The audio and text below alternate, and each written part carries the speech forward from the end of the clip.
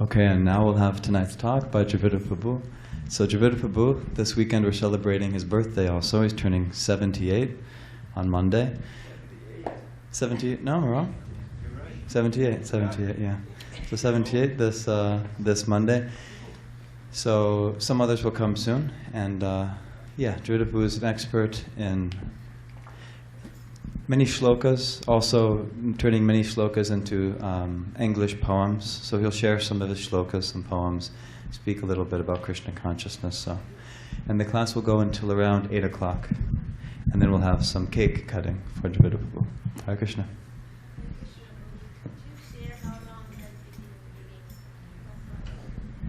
Well, Dravida Prabhu has been practicing Krishna consciousness for over 50 years, and he moved to San Diego in, I believe, 1989. Before that, he was in different temples in America. And so I think you've been giving Gita class since 89, or when did you start doing the Gita class? Yeah, when I got here. Yeah, so it's been a while. And still, for those of you who don't know, he still gives Bhagavad Gita class every Monday, Tuesday, and Wednesday night, 7:15 to 8:15. So please join us for that too, if you can.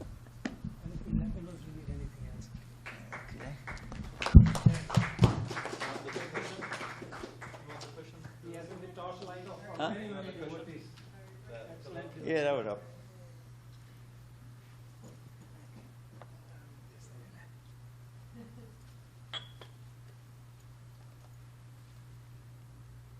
Okay, let's see what else we got. Okay, maybe that'll help. Okay, thank you.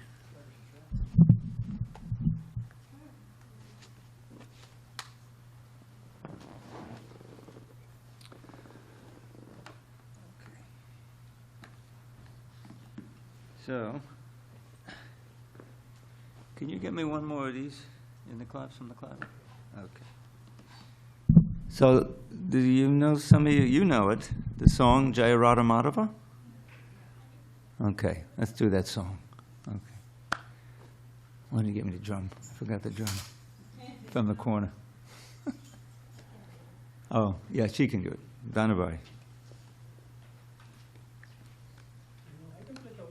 Oh, that would be helpful. Yeah, that'd probably be better. That's okay. No, the drum. Madanga.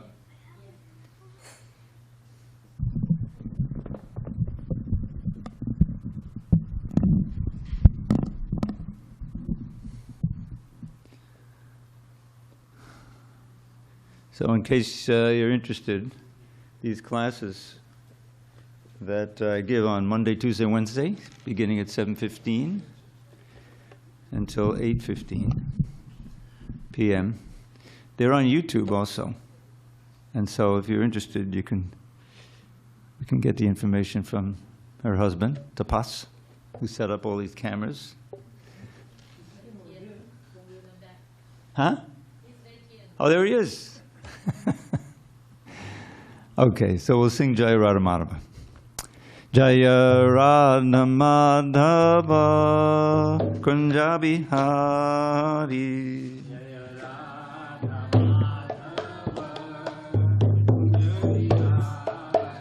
Jaya Radha Madhava Kunja Bihari.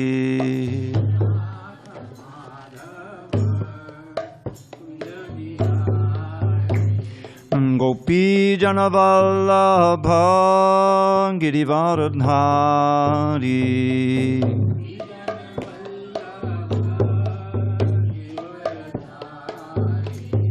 Gopi Janavallabha Girivaradhari.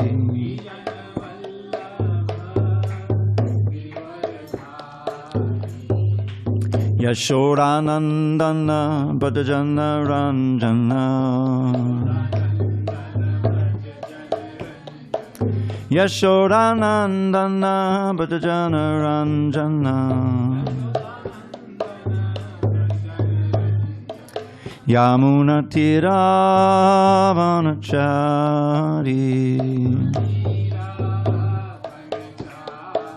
Yamunatiravanachari.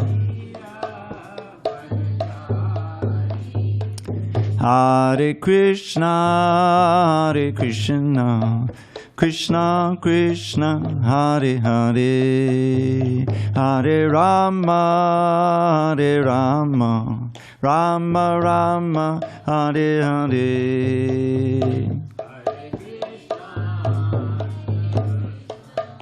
Krishna Krishna, Hare Hare, Hare Rama, Hare Rama, Rama Rama, Hare Hare. Hare Krishna, Krishna Krishna, Hare Hare, Hare Rama, Rama Rama, Hare Hare. Hare Krishna, Krishna Hare Hare, Hare Rama, Rama Rama, Hare. Srila Prabhupada ki jai. Gaur Premanandi.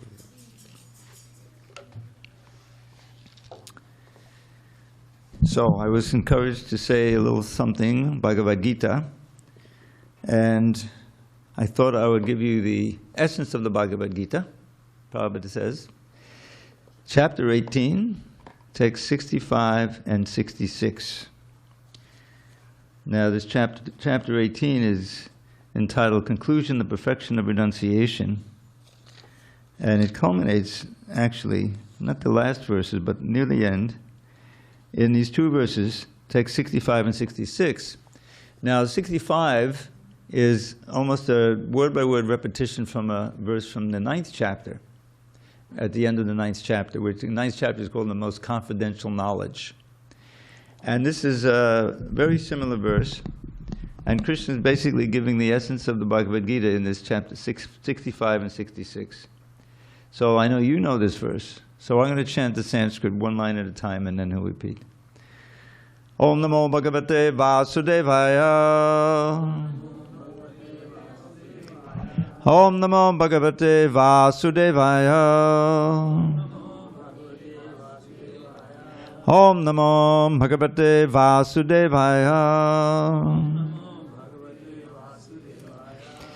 Okay, reading Srimad Bhagavad Gita, translation and commentary by His Divine Grace A.C. Bhaktivedanta Swami Prabhupada. Chapter 18, Conclusion, the Perfection of Renunciation, text 65. Manmana bhava madbhakto madhyaji mam namaskuru mamai vaishyasi satyante patijani piyosi me. Manmana bhava madbhakto madhyaji mam namaskuru Mamai vaishyasi satyam te patijani priyosi me. Okay, translation.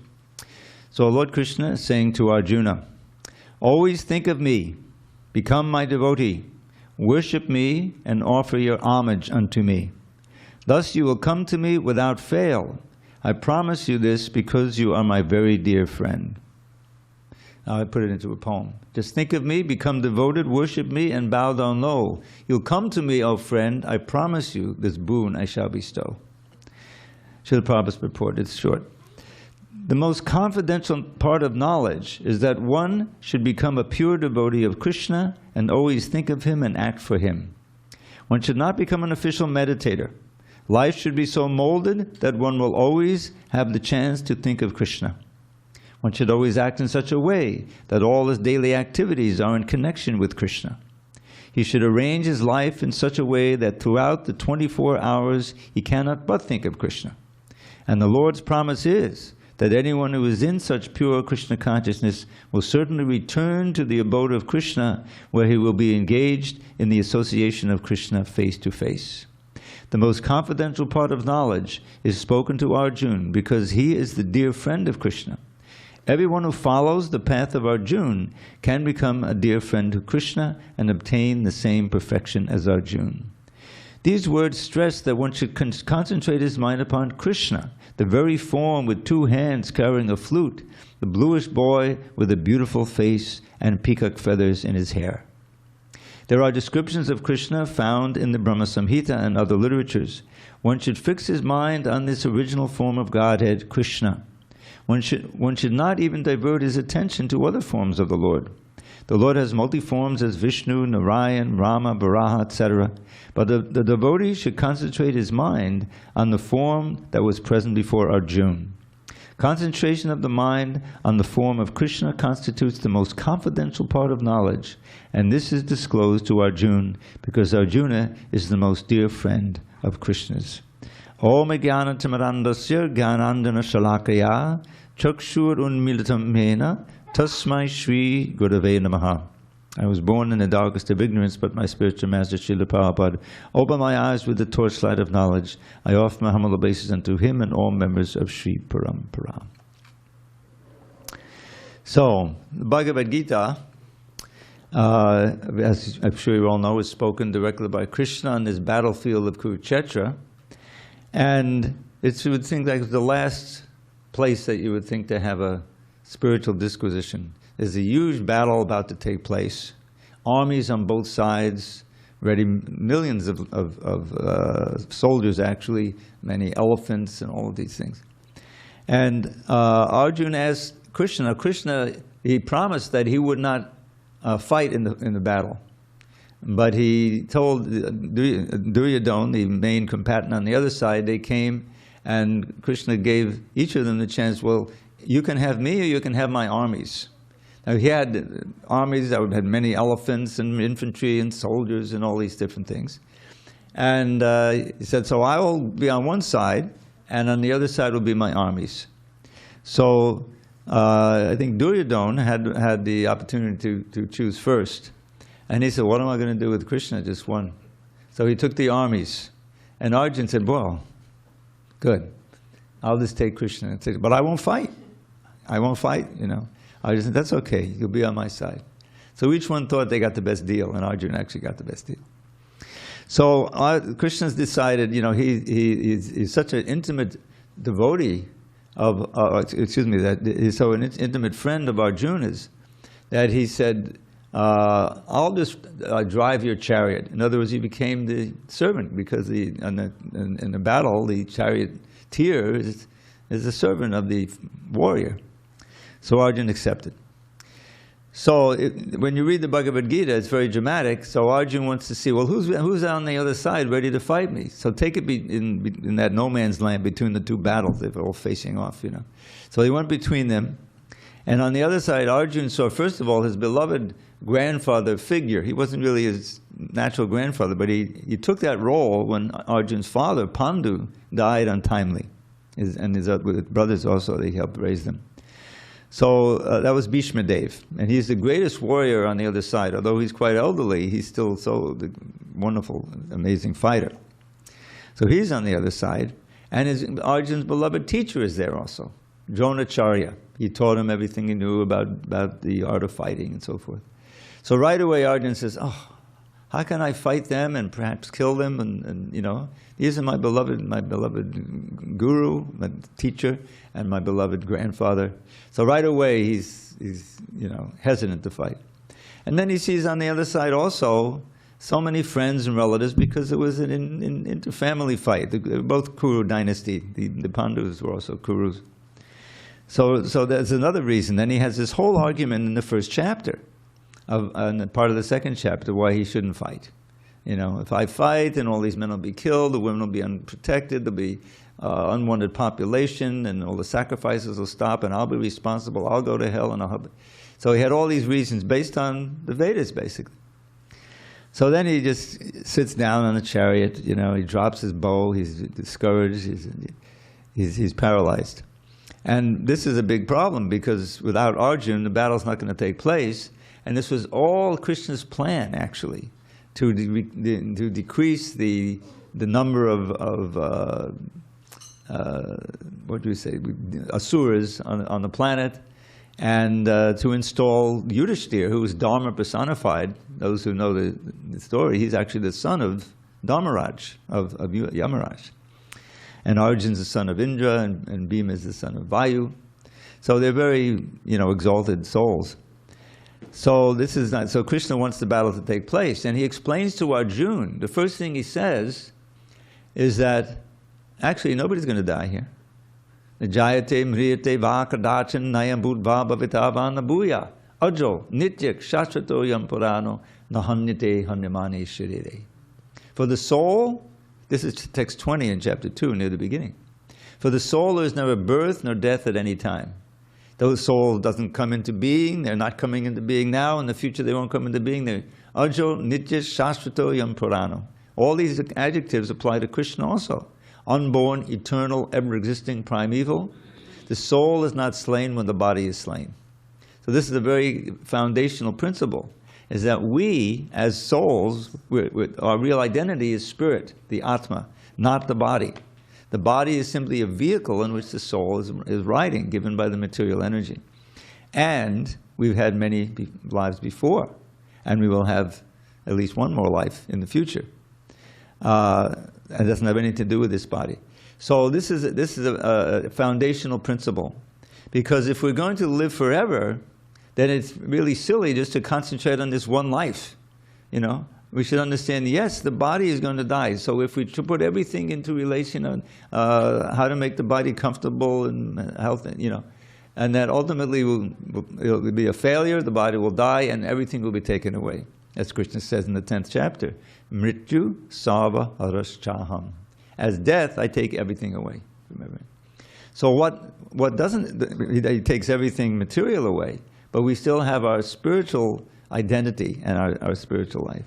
So the whole purpose of human life, as explained in Bhagavad Gita and all our Shastra, Bhagavatam and others, is to use this precious human life in such a way that we will not have to take birth again in a material body, but rather we will return to our original life in the spiritual world, which is just in great contrast to life here. Life here is temporary. There's so many miseries we learn early on. Threefold miseries. What are those? Adhyatmic, baudic, adidaivik.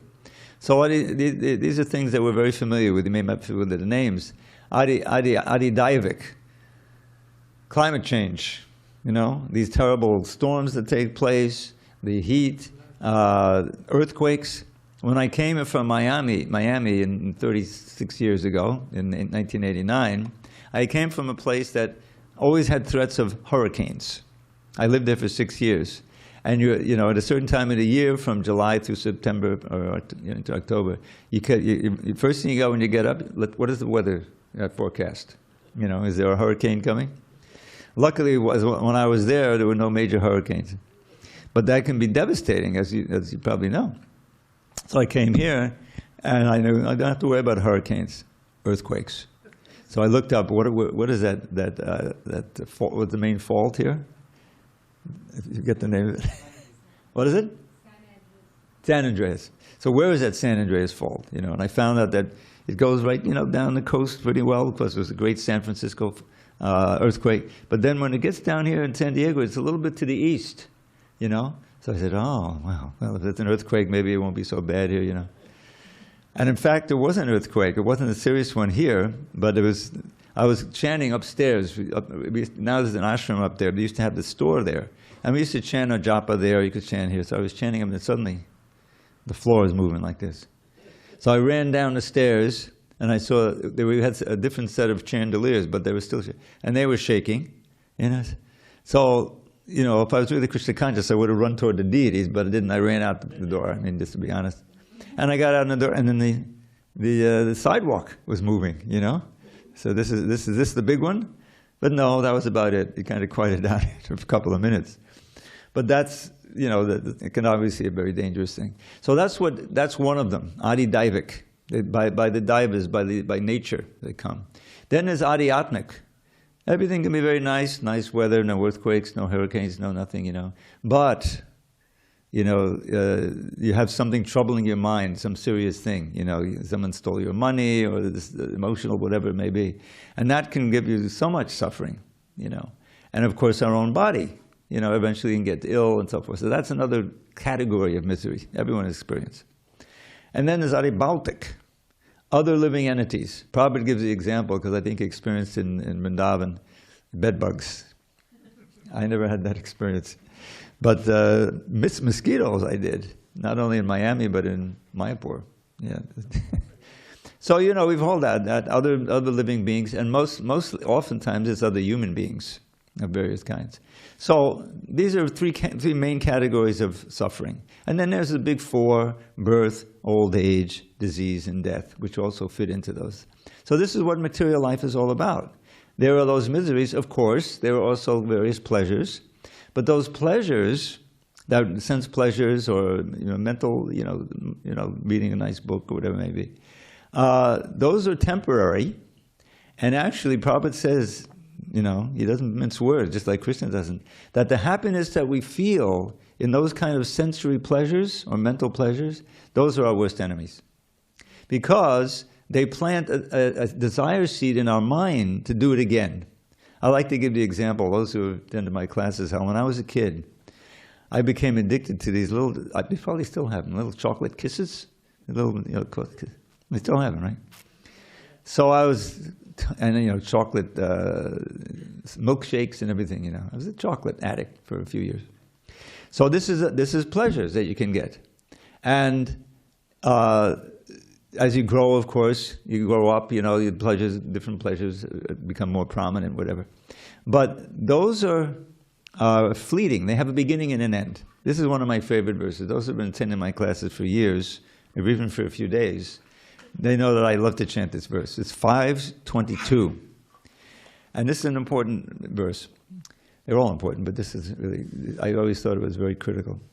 Krishna says, Yehi sangsparjaja boga dukkayonaya ebate aryantavantar konteya nateshu ramate buddha.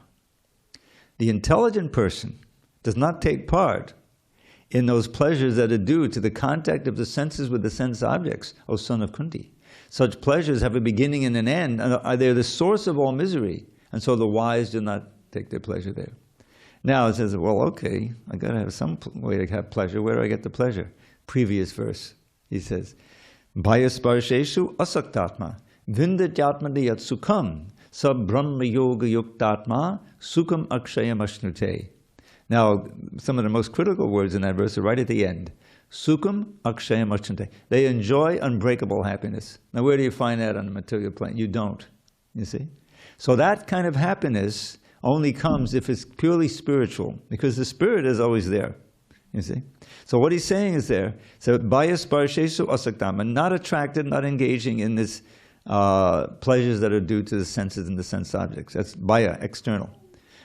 Vindadyatman yasukam, enjoying the pleasure within. Because Krishna is always there with us as the super soul. He's there. We forgot him. Sab Brahma Yoga Yuktatma, linking his soul, the Atma, to Brahma. Brahma means spirit in general. We are also Brahma. Aham Brahmasmi. That was one of the first little Sanskrit phrases I learned. I'm pure spirit. So we're Atma, but Krishna is Paramatma. We're Brahman, but Krishna is Parabrahman. He's the Supreme Brahman. So linking our consciousness to Krishna, in other words, Krishna consciousness, it's always available to us.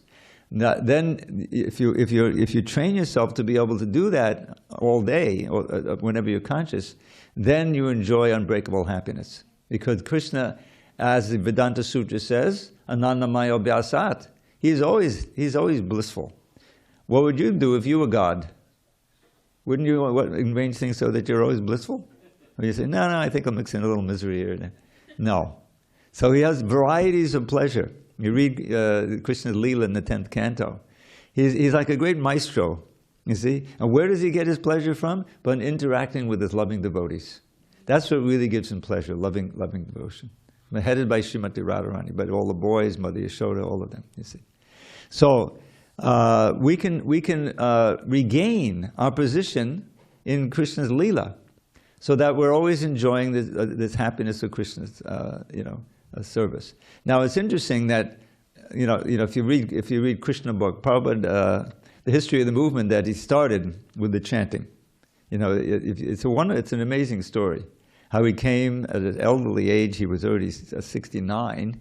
He gets on this boat, didn't have any money for an airline or anything, and it wasn't a cruise boat or anything. It was a cruise ship. It was a carrier. What is it called?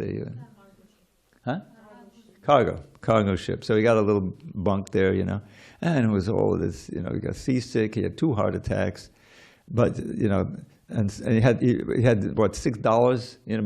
Then he sold a set of books, so he had $26. Great.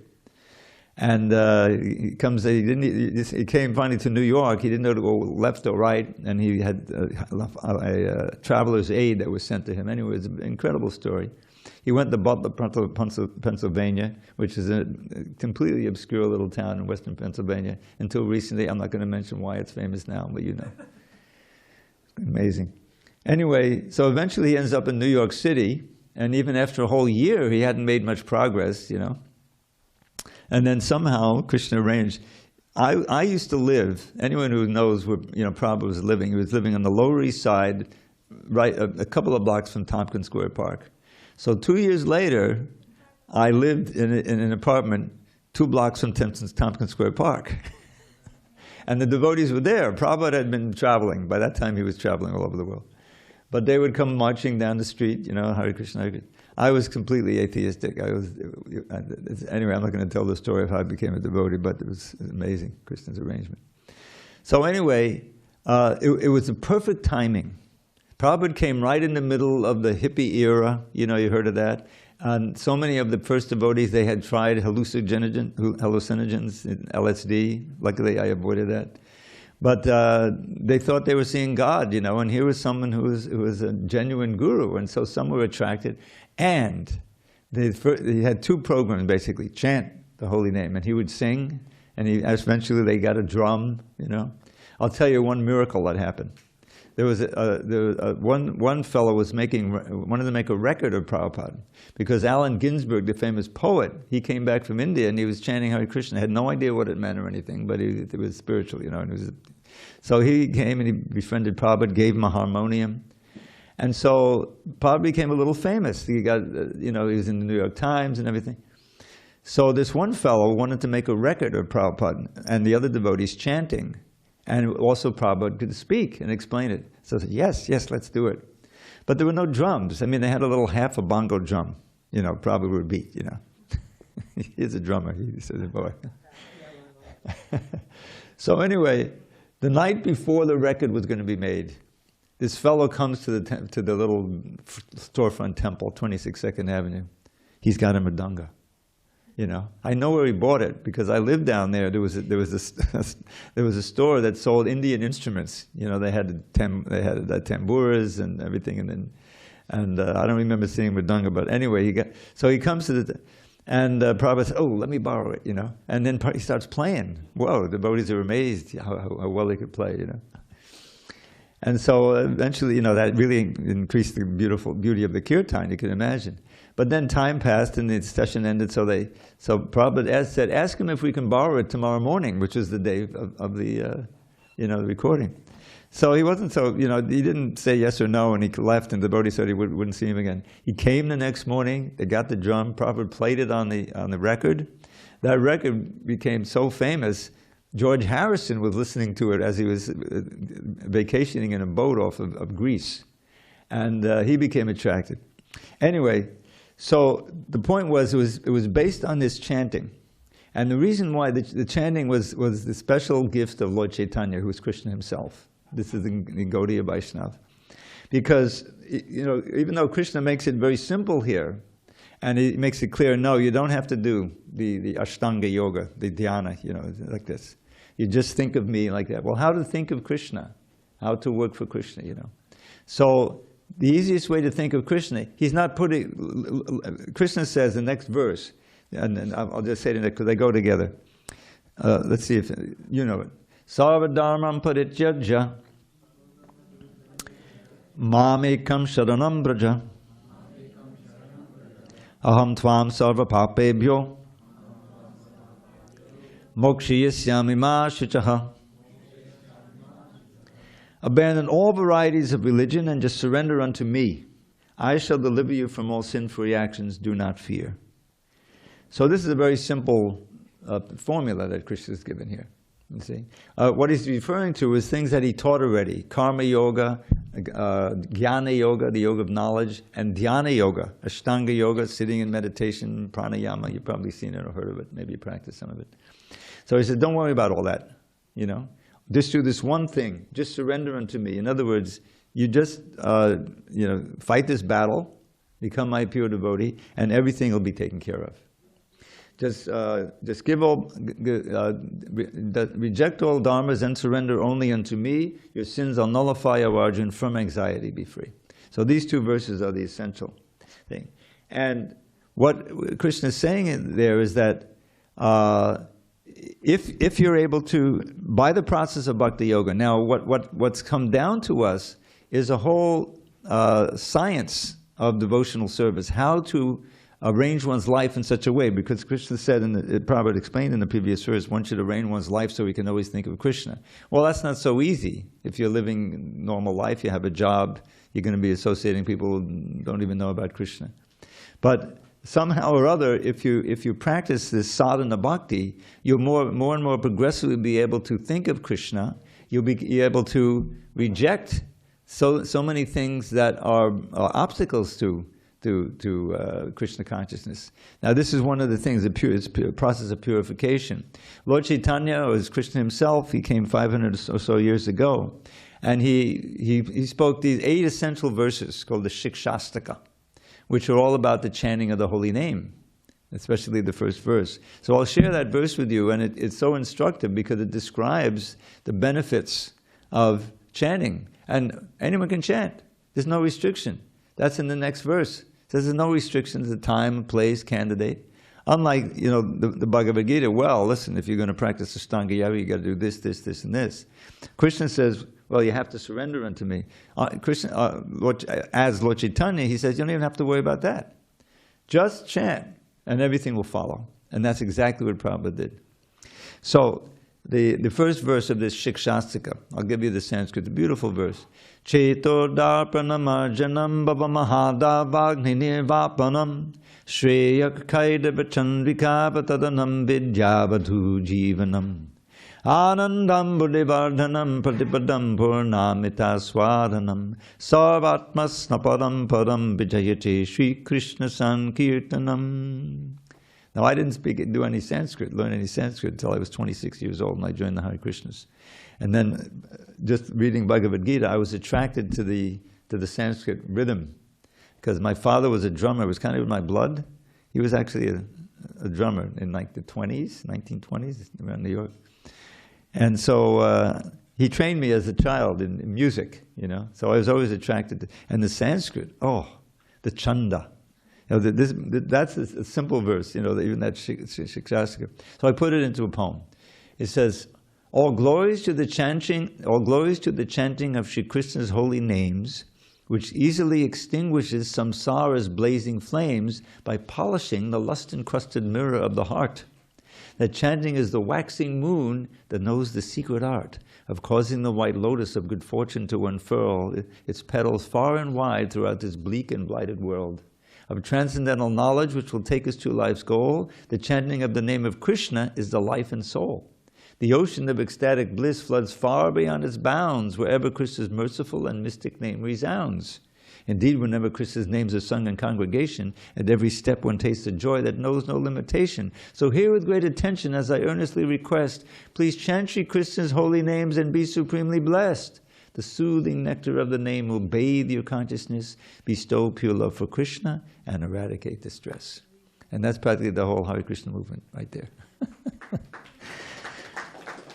So I have, if you're interested, some of you, maybe all of you, sometimes go on YouTube. And if you search for Dravida, D-R-A-V-I-D-A, space, Mayapur, you'll see a video of me. This was recorded 20 years ago in Mayapur, India. I was able to go there. This is the birthplace of Lord Chaitanya. We have a beautiful temple. And it's a long story, but I ended up singing that in the subsequent verses with one of the best, most famous kirtaniyas. Vyasaki was next to me. Behind me was Indra, who also was kind of famous. Anyway, it was there. I didn't even know it was being recorded, but I did that verse, I sung it, and there was a kirtan, and the subsequent 7 verses. It might be interesting to you. But the whole point is that this think of me become devoted, that by chanting Hare Krishna and following the instructions as given by a great acharya like Srila Prabhupada or Bhagavad Gita, leading a pure life, one quickly becomes attracted to Krishna in so many ways, and attracted to the association of devotees and the process of Krishna consciousness. And that's called sadhana bhakti. And at a certain point, one can say, oh yes, I should try to completely surrender into Krishna. And those of us who were in that position, I wasn't married, didn't have a wife and a job and all those different things. And so I was able to join the ashram and lead a very strict and purified life. And so then the sinful reactions which we're carrying with us from this life and previous lives, and which keep coming back and suffering, Krishna eradicates them. So that's purification comes. And at the end, as Krishna says in the previous, sure to come to me. So the whole point is that in this human life is a very rare gift. We see all around us, there's so many living beings. Whenever you see a cat or a dog or these big trees, they're also living entities. There's soul in there, I mean, it's a low birth. They're not very conscious. They don't, it's punishment for sinful activity. So this whole array, there's more than 8 million different kinds of species according to the Shastra. And all of those, we have kinship in the sense that we're all souls, we're all spirit souls. But the human life is a special gift because we have the intelligence where we can understand this knowledge, and we can strengthen our intelligence so we can control the lower self. We don't have to just act according to the impulses of our senses or our mind. We can train the mind and train the intelligence so that we're moving forward in our mission to make this our last birth and go back to Godhead. And that's the whole point. And these books that we have, Srila Prabhupada wrote, with great effort. And that has been my engagement for the last 50 years, working on these books. The Srimad Bhagavatam, you may see, it's now 18 volumes. I had the great opportunity to work on the last 6 volumes of those. That's why I was in Miami. And it was a great opportunity, and also the Chaitanya Charitamrita and all of these books. So that's my little contribution I made. But these books are great treasures because they can give us the knowledge and the understanding of who we are, what our mission in life is, and how we can act in such a way that will make progress in our path back to Godhead in this lifetime.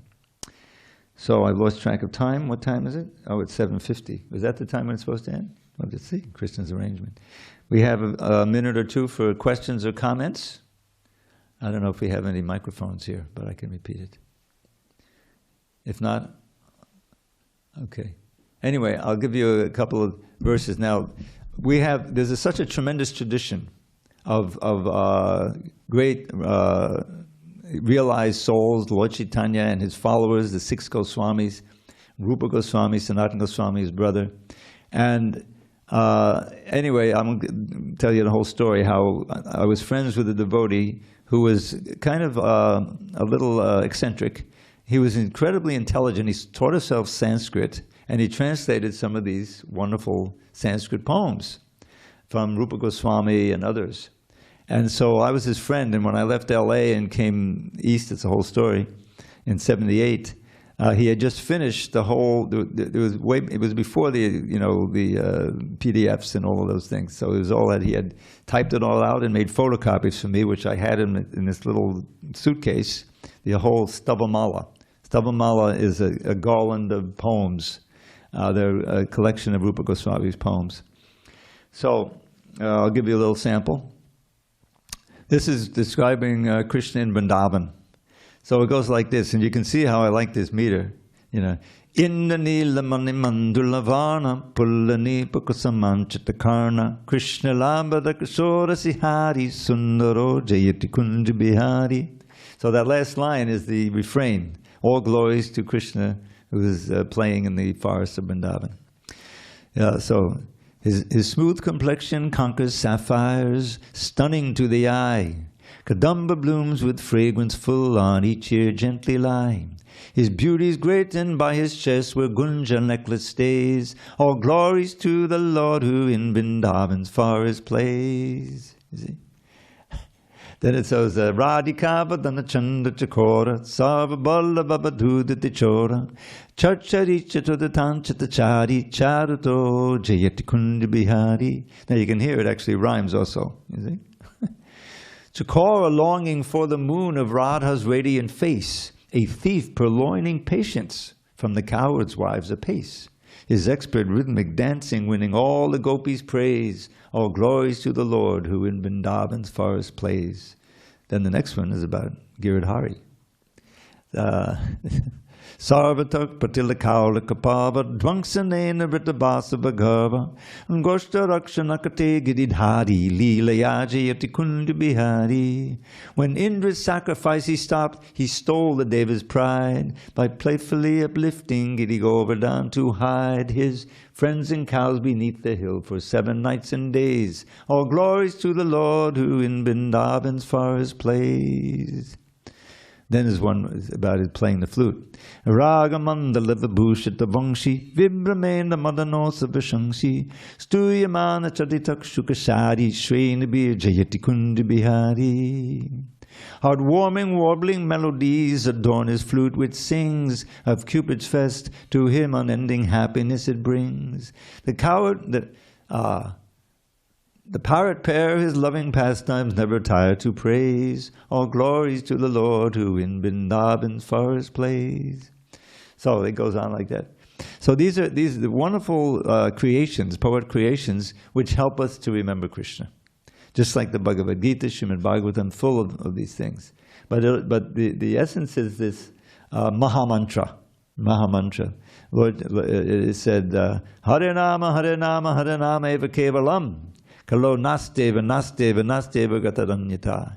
If you want to achieve the supreme goal of life in this age, when dissension and chaos abound, there is no other way, there is no other way, there is no other way that can never be found. But to chant Krishna's name, but to chant Krishna's name, but to chant Krishna's name with a stout-hearted vow, and to pray, O Lord Krishna, O friend of the poor, let my head ever under your lotus feet bow. So I think I'll leave it then, I'm going over time. But that's a few of the things I've learned in Krishna consciousness. And please, if you don't have Prabhupada's Bhagavad Gita, you can at least aspire to get one, or get one tonight. The real treasure, and it has the essence of the basics of Krishna consciousness, and from there you can learn so much. And we're having another festival tomorrow night, beginning at 5:30, Sunday night. You're all invited. 5:30 lecture. Unfortunately, it looks like I'm going to give the lecture tomorrow too. I'm on the schedule. And if you missed that one, you could come the next night. I'm going to give on Monday night and Monday morning, so 4 in a row. I don't know how that happened, but that's the way it is. Thank you very much. Okay, Hari Bol Prabhu. Hare Krishna.